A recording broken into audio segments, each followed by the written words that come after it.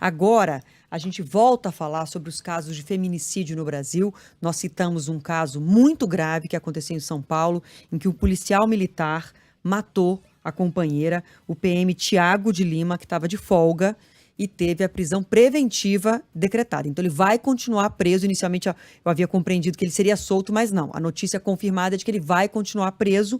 Mas a gente vai falar desse problema como um todo agora, porque, como eu já disse aqui com vocês algumas vezes, a gente pode noticiar isso todo dia.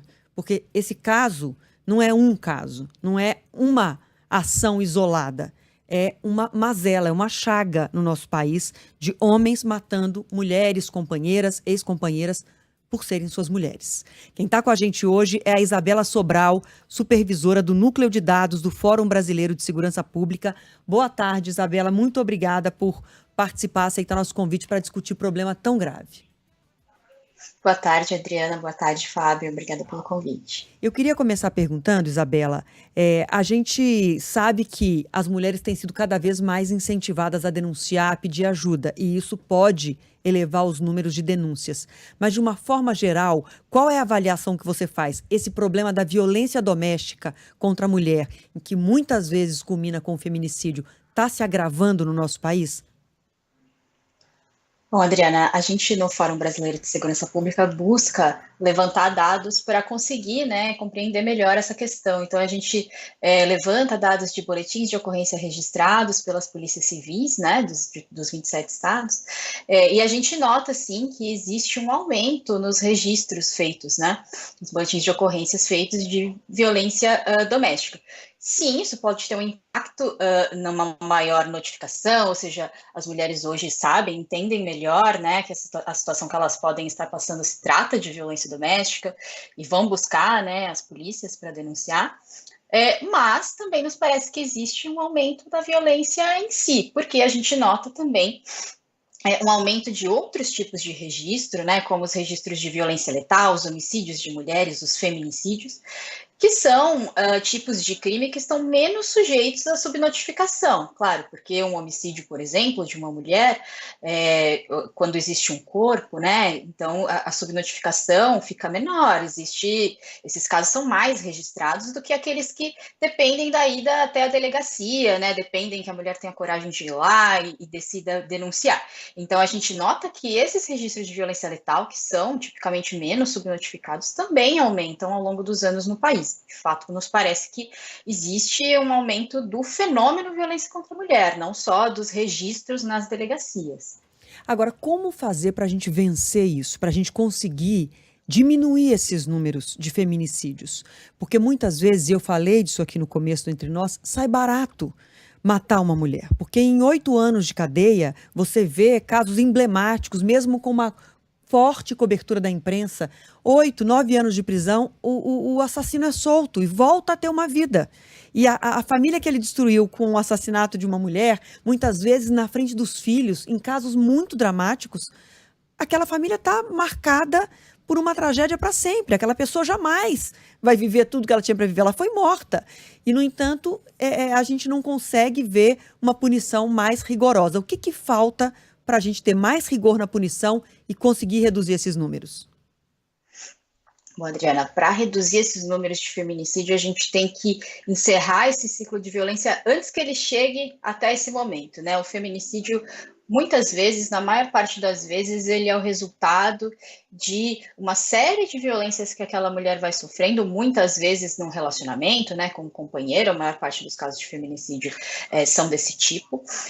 Então, a mulher que ela sofre feminicídio, a maioria das vezes ela já sofreu outros tipos de violência antes, A gente tem que conseguir interromper esse ciclo de violência antes que chegue até esse resultado mais grave, Então, a gente tem que incentivar essas mulheres a buscarem ajuda, a buscarem as polícias, a buscarem os meios que o Estado oferece para que elas possam encerrar esse ciclo de violência. Então, por exemplo, né, a Lei Maria da Penha colocou um instrumento muito importante no nosso país, que são as medidas protetivas de urgência, né? São instrumentos de extrema importância para a proteção às mulheres, porque elas tiram a mulher daquela situação ali direto com o agressor, né? Então, uma vez que as mulheres têm acesso a essa política, a chance de que elas sejam vítimas de feminicídio diminui bastante, né? Então, a gente precisa que elas cheguem até as delegacias, que elas possam solicitar essas medidas, que elas saibam que existe essa alternativa, por exemplo, né? A gente sabe hoje que elas são bastante efetivas no combate ao feminicídio. Então, é muito importante que as mulheres se sintam com coragem de irem até as delegacias, com coragem de denunciarem, né, que elas sejam bem atendidas por aquele policial que está fazendo o atendimento, que elas não sejam revitimizadas naquele momento tão delicado, né, de tanta vulnerabilidade. Então, é necessário que exista um atendimento especial, um atendimento que leve em conta a vulnerabilidade que aquela mulher está passando naquele momento, né? Então, é preciso que as polícias como um todo estejam capacitadas para atender essas mulheres e para oferecer para elas os instrumentos que hoje nós temos no nosso país e que são efetivos, né? Mas que muitas vezes não chegam até todas as mulheres.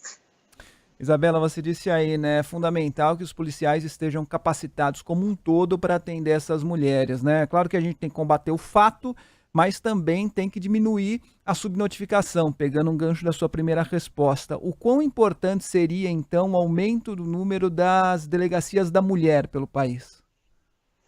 As delegacias da mulher são muito importantes, porque nessas delegacias você tem policiais especializados nesse tipo de atendimento, né? Policiais, então, que vão ter uma capacitação específica para tratar dessas mulheres, mas é também muito importante que as delegacias comuns também tenham policiais capacitados. Por quê?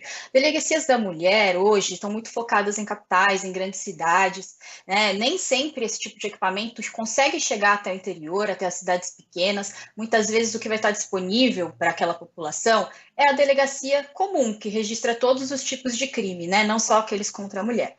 Então, é importante que essas delegacias também tenham policiais capacitados, né? Essa capacitação tem que ser geral, de todos os policiais. Ela não tem que conseguir ser atendida somente na delegacia de violência contra a mulher. É claro que essa delegacia é de extrema importância, né? Porque ali se faz um encaminhamento, muitas vezes ela está conectada melhor com uma rede de atendimento de outros equipamentos públicos, mas é muito importante que todos os policiais estejam capacitados, que a mulher possa ter um atendimento digno e que a ela possam ser oferecidos todos esses instrumentos, tudo isso que nós temos hoje na legislação brasileira, em qualquer delegacia, por qualquer policial. Todos precisam estar capacitados, de fato, para atendê-la da forma adequada.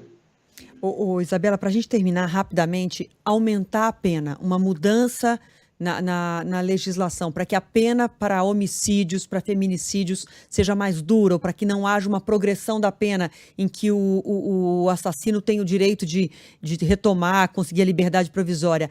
É um caminho? Vocês defendem isso ou discutem esse caminho? Esse é um caminho possível. A criação da lei do feminicídio já, né, coloca uma pena mais grave, né, para esse tipo de crime do que em relação ao homicídio comum de uma mulher. Então, quando foi criado esse tipo penal, o feminicídio já vem com uma pena agravada. Mas a gente também defende, na verdade, como principal medida para diminuir esse tipo de crime a efetivação da Lei Maria da Penha, né? Então, aqui esses instrumentos cheguem até as mulheres antes que os casos mais graves aconteçam, né?